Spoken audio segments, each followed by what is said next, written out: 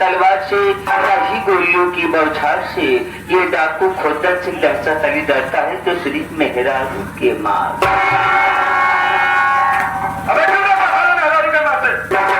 शेरा सिंह मालूम नहीं है अगर मेहरारू से न दे डालता तो राशन कार्ड से नाम कर दिया 5 किलो राशन और हाथ धोई दे।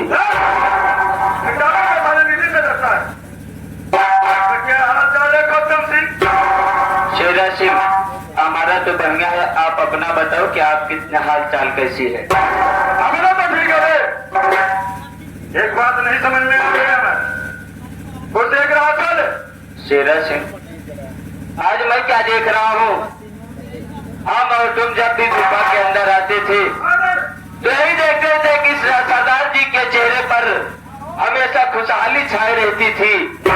आज बात क्या है जो देख रहा हूँ, सरदार जी का चेहरा मुरझाया था और आंखों से आंसू गिर रहे हैं।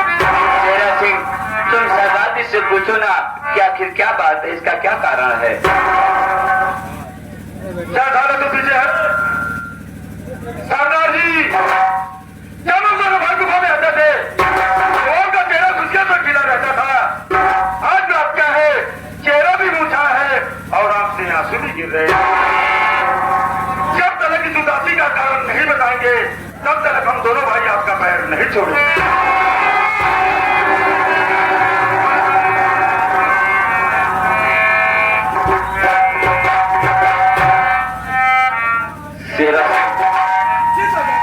तो मेरे उदासी का कारण जानना चाहते हो कि आखिर बात क्या है जो मैं इस समय उदास हूँ और मेरे आंखों से आंसू बह रहे हैं?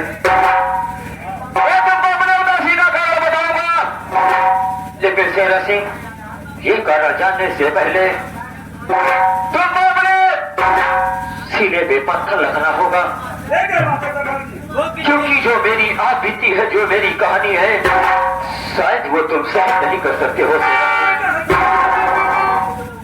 अगर तुम ये जानना चाहते हो कि मैं इतना उदास क्यों हूँ तो ठीक है, मैं इस उदासी का कारण आपको जरूर बताऊंगा, लेकिन मेरी बात तो ध्यान पूर्वक सुनो। तुम ये जानना चाहते हो ना कि आखिर मैं उदास क्यों हूँ, यानी कि तुम मेरी आप बीती जानना चाहते हो तो मैं तुमको ये बात जरूर बताऊंगा। तुमको मालूम है कि आज ये टाको गंगा सिंह टाको गंगा कैसे बना? शायद तुमको ये नहीं मालूम है। अरे ये टाको गंगा सिंह आज दुनिया वालों की नजर में टाको गंगा सिंह के नाम से प्रसिद्ध हो गया है। लेकिन एक समय था जब अपने गांव में हीरा के नाम से मशहूर था। तुमको मालूम है कि उस समय की बात थी जब मैं बहुत छोटा सा था। मेरे घर में 5 सदस्य थे, जिसमें से मेरे पिताजी थे और मेरी माता थी।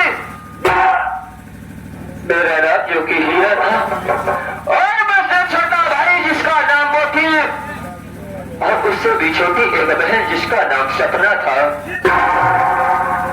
क्या कुछ से एक समय की बात है, गरीबी और मजबूरी लाचारी के कारण मेरे पिताजी ठाकुर बादल सिंह के यहाँ से 500 रुपए कर्ज लाए थे। और काफी समय बीतने के बाद जब मेरे पिताजी वो कर्ज वापस नहीं दे पाए, एक ठाकुर बादल सिंह मेरे घर पे आया और मेरे पिताजी से अपने कर्जे के लिए बात करने लगा।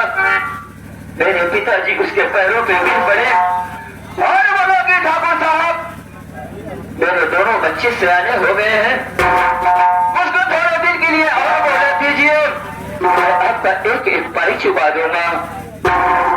लेकिन वो हरामखोर बादल से जब ये बात सुना तो तुरंत में अगर उठाई बंदूक और मेरे पिताजी को गोली मार दिया।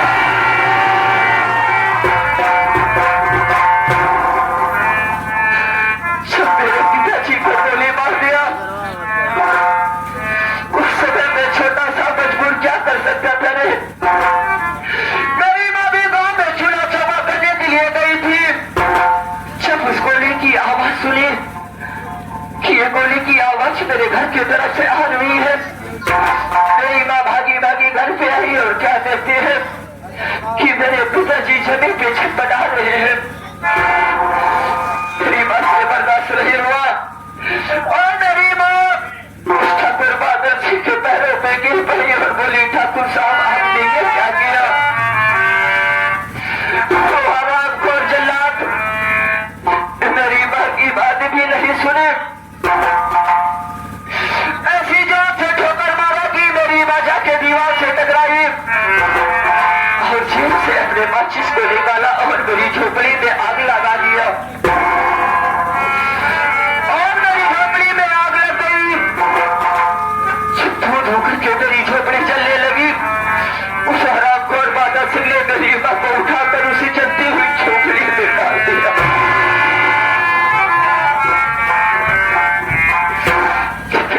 मालूम है, जब ये सब देखा तो मुझसे बर्दाश्त नहीं हुआ और जाकर उस ठाकुर बादल सिंह से मिल गया। उस हरामखोर ने अपने बंदूक को उठाया और बंदूक के डर से मेरे सर पे टक्कर मारी, मैं जमीन में गिर पड़ा। उसके बाद मैं बेहोश हो गया। मेरी कुछ समझ में नहीं आया कि मैं कहाँ हूँ। उस दिन के बाद जब मेरी आंखें खुली मुझको होश आता है तो मैं क्या देखता हूँ कि मैं डाकुओं के गिरोह में पड़ा हुआ हूँ।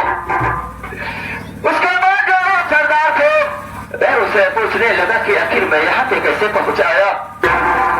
उन्होंने बताया कि तुम बेहोशी की हालत में मुझको रास्ते में मिले, मैं तुमको उठाकर अपने स्थान पर ले आया हूँ। मैं उसे हाथ जोड़कर कहने लगा कि सरदार जी मुझको मेरे हाल पे छोड़ दीजिए।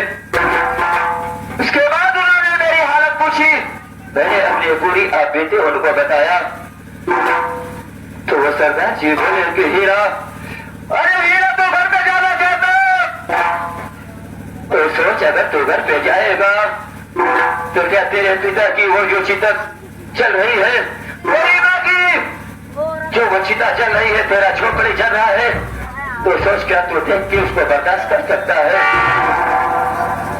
उसको बोले कि हीरा, अगर तुझको उस ठाकुर बादल सिंह से बदला लेना है तो तुझको मेरे गिरोह में रहना होगा।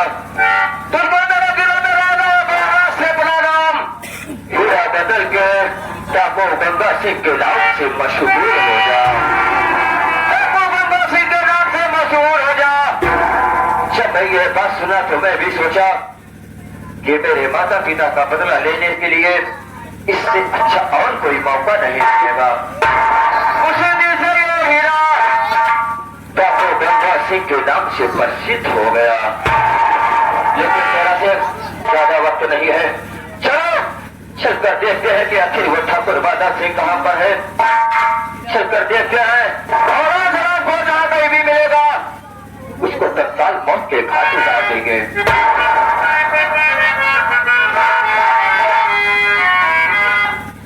सरदार जी की बात सुना सर? सुन रहा हूँ शेरा से, सुन रहा हूँ। अगर उछाला बाबू बादल सिंह मिल गया ससुरना, अगर मिल गया ससुरा, वो ससुरा को इतना चूचा मारा, इतना चूचा मारा उनका सर उसका, उनके मुंडे में को बार न रख जाएगा।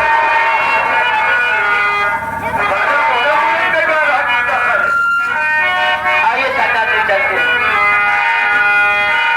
देरी क्यों है, चलो चलते हैं।